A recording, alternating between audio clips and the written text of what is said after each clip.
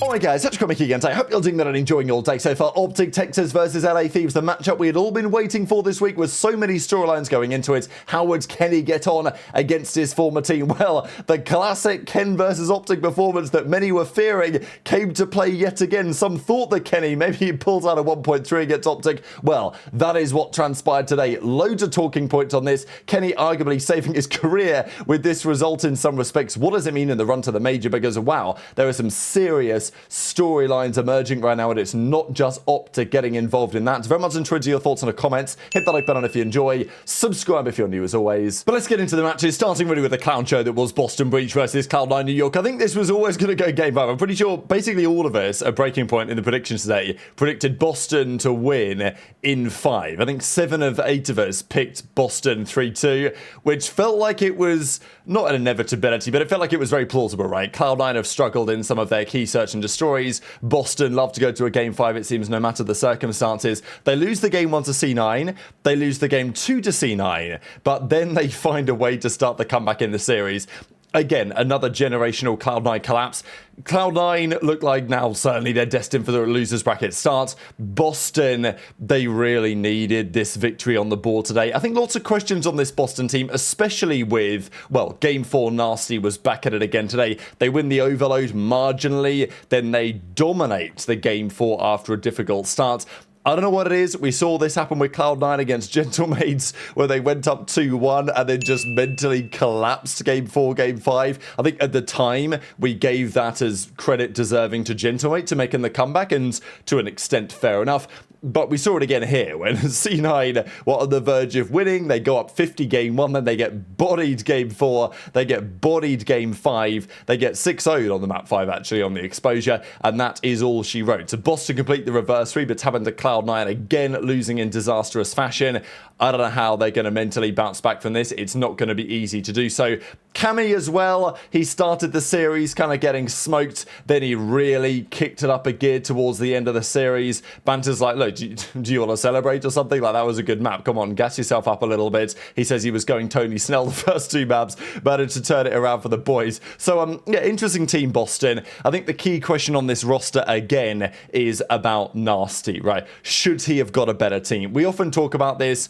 Last year, Surge, top 2 to top 4 team pretty much all the time. They made all those grand finals. Often in those situations, one of those players gets screwed somewhere. Abuzah turned up on FaZe, so did 04, Neptune on Gentlemates.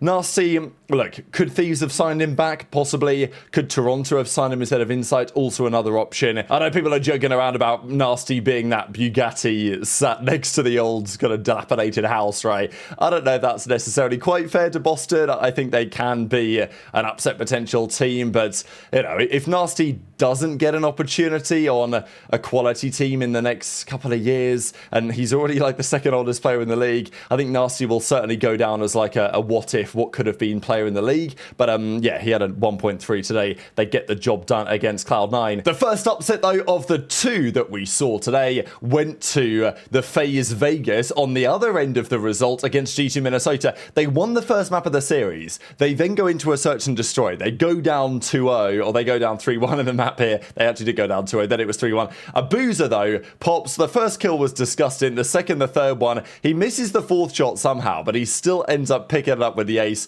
Look, the sniper is a lot of fun to watch in this game. That was just a disgusting ace, and to be honest, without Abuzah today for FaZe, they would have been pretty much nowhere, to be honest. This 3rd shot was brilliant. SG had no chance. This 4th one, look, maybe just missed to the left of him, and then he picks off Mamba regardless after cocking out the weapon. I mean, look, what a clip. It's just great to see sniper moments like this. I know that some pros will probably look at that and say, ban it immediately, but it's also entertaining. What a great clip that was to get things, you know, to get things nice and energized. However, Minnesota get the job done. Big 4v4 retake on the raid search and destroy. They then won the Den overload as well, and this is when things got a little confusing, because hang on a second, FaZe are meant to be the #1 seed in the game. They're looking really strong. There was talk that they'd probably maintain that #1 seed status today, which I think they actually did in a bit of a roundabout way, given what happened with OpTic, as we'll discuss in a couple of seconds time.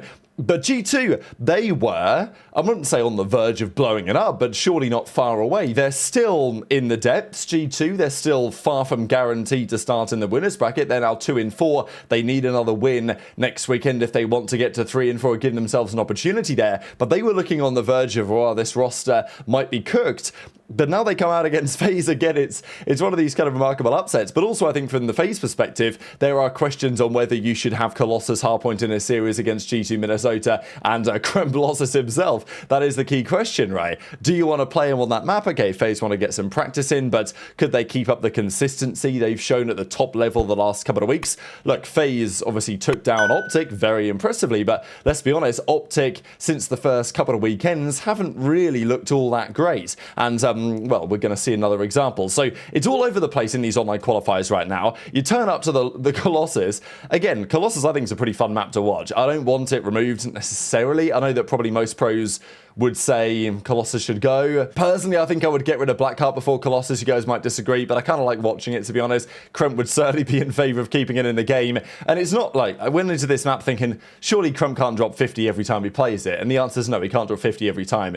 But he does tend to be pretty damn good at it, as is his team. Skies actually was the one, though, that made the critical play towards the end of this map. And G2 Minnesota, after losing the first map, the old Rocker team, they bounce back and win 3 straight against the #1 seed, and FaZe drop down. So it's absolutely all going on. Mamba's obviously practiced this one in the mirror. He does it a few times just to make sure that the camera was well and truly on him, so that they see FaZe down, FaZe down, FaZe down, FaZe down for the 4th time. He makes the point very clear. And as Kremp says, damn, I hate that Colossus map. Like, what are these guys are doing playing it against us? But yeah, what a series, what a result. Simp had a really rough day today. It's kind of remarkable, right? Because Simp was literally unkillable. He was him, and he was dropping insane numbers so far this season. He was actually the only player after all of the series we had seen so far to be positive in every single series that they have played. That changed today. He plays G2. It's like, surely that record's going to continue against G2, but no, it doesn't. He goes down with a .88 in the end. It was, as I say, only really Abuzah that was keeping them alive. And again, it's interesting.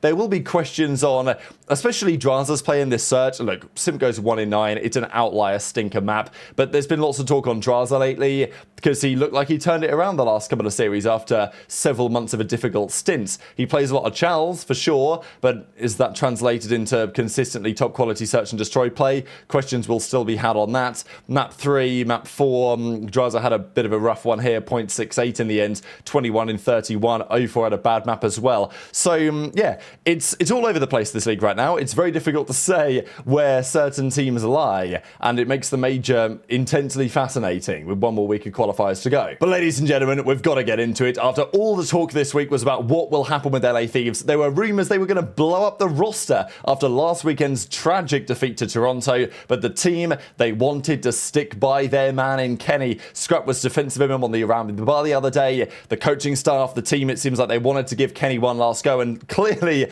they put in a bit of work in practice this week. Kenny against OpTic, I don't know what it is, but if there was any series for Kenny to, not gonna lie, Kenny might have saved his career today to a certain extent. If Kenny got SLAMS today and OpTic like 3-0'd them in 30 minutes, I think it would have probably solidified within the team. Kenny's not long for this team, and as a result of that, where's Kenny gonna go next, right? After the stint on Rocker last year, it's not like Kenny's just gonna walk into another CDL team without difficulty, and there's no way he's gonna be down in challenges. So this could well be, I know it's online, but again, online is important nowadays, a career-defining series for Kylo Ken. And back in the day, Kenny against OpTic was always one to watch, and for some reason today, I mean, not even for some reason, this is just what he does. It's what he does. He goes and plays OpTic, and he drops a 1.3. You couldn't write it. Now, look, we are obviously going to talk about Thieves, them playing better, the team chemistry, the fact that aBeZy and Kenny both played at a much better level today than has been seen for some time.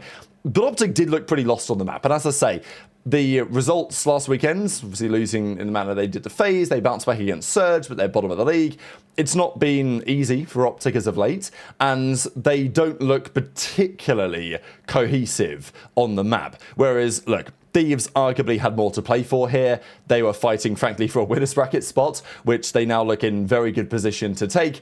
But Kenny and aBeZy both started off map 1 on the exposure very impressively, but it was actually this moment right here. Octane was reviewing it. This was a key spawn that Shotzzy got in the back. okay, you can argue whether this was a fair spawn or not. Number 5 in Scrap had just pushed out to the left-hand side and got the kill on Huke number 1.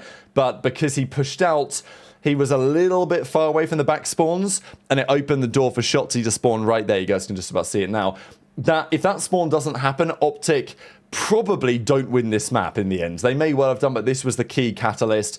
Again, it's one of those spawns that was unfortunate for Thieves, but it was probably somewhat expected given the circumstances, the fact that not many other players are up there on the map. Anyway, that spawn proved critical as the game transpired.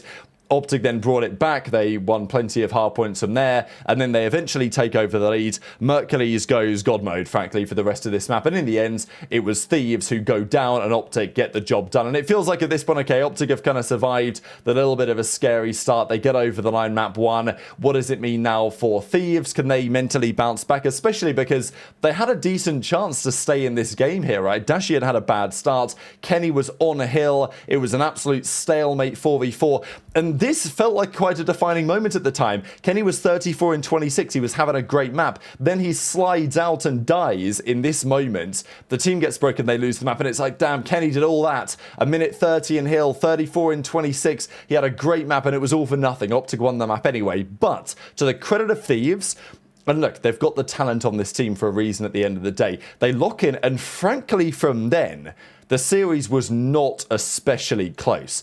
Kenny was laughing in the search and destroy. Kenny popped an ace round 1 of the search, and he started giggling. And you know what that means. You know what it means when Kenny's about to swallow and he's having a good time. Clearly, look, we wondered this week whether the team chemistry was chalked. Slasher said it on our show last week.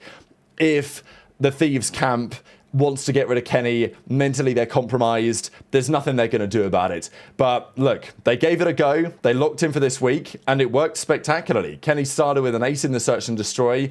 The rest of the search wasn't especially close. And then we go to an overload where for the first couple of minutes it was all about Kenny. Kenny was on a 5 spree, 7 in 1, they're up 2-0 in a heartbeat, and they're up 3-0 in a heartbeat, and from then the game was very difficult for OpTic to bring back. Again, the OpTic guys are raising questions, I think understandably. As Scump says, they're looking decisive with the ball. What are we doing? Why are we not pushing our advantage? Because again, in this moment, they had an opportunity to probably send it, but they didn't. They waited, they backed off, and, you know, here's Huke running away. They had an opportunity probably to push it, but, and to be fair, Huke actually did this in another moment as well, I think. Now, he wasn't necessarily to know in this instance that I think it was just before this, actually, he had a pretty clean run to B. He wasn't necessarily to know that he had it, but again, it might have been worth the risk given that they were down 1-4 in this moment. Kenny then turns it up again, 3 spree towards the end of the game. They go up 5-1, they take the map. And then we go to a map 4 on the Scar, where, again, aBeZy pretty much this whole series is running an AR, and that's very interesting. There has been a big question, how are aBeZy and HyDra going to work together? How do you get them more on the same page? How do you get them both firing at the same time? Look, we'll see. Again, I don't want to base too many thoughts on one online series and a couple of online series, because as much as Thieves are very impressive today and Kenny had a mega series, this OpTic team has looked a little questionable. I think the OpTic guys would themselves admit that. They do again bring it back. I mean, Mercules at this point was 10 in 7. Kenny went 11 in 10. Then Kenny went on a big death streak. He goes from like 11-11 to 14 in 20. But Mercules also goes on a pretty bad death streak on the other side. So it kind of bounces each other out. And then from there, Mercules didn't turn it around. And this is also a question, right? When Merc isn't shooting, how do OpTic get on, right? How are their SMGs going to fire in these things? But Kenny did turn it around towards the end of the map, and that was job done. LA Thieves take frankly, a pretty shocking 3-1 victory, especially in the manner that it happened. They were lights out. Kenny had an excellent map here with, I mean, it's not just his spot on the team on the line, but it's genuinely like career-defining stuff, this. And the OpTic guys, apart from Shotzzy, are straight out of their chairs. They're not happy with today's result, and very understandably so. So lots for them to think about going into the major. I mean, I've lost track of the amount of storylines right now that are emerging in this league. Challenge is entertaining, but I will say the Pro League has delivered some very spicy, interesting dynamics over the last few days. And Kenny with the 100 bomb, 1.28 KD. Not quite the most damage in the lobby. That goes to Scrap as usual. But still, could you have written it, right? Well, certainly Kenny could have done. Don't call it a comeback. He's been here for years. Very much enjoyed your thoughts in the comments. Hit the like button if you enjoyed. Subscribe if you're new. Take care. And I'll see you next time.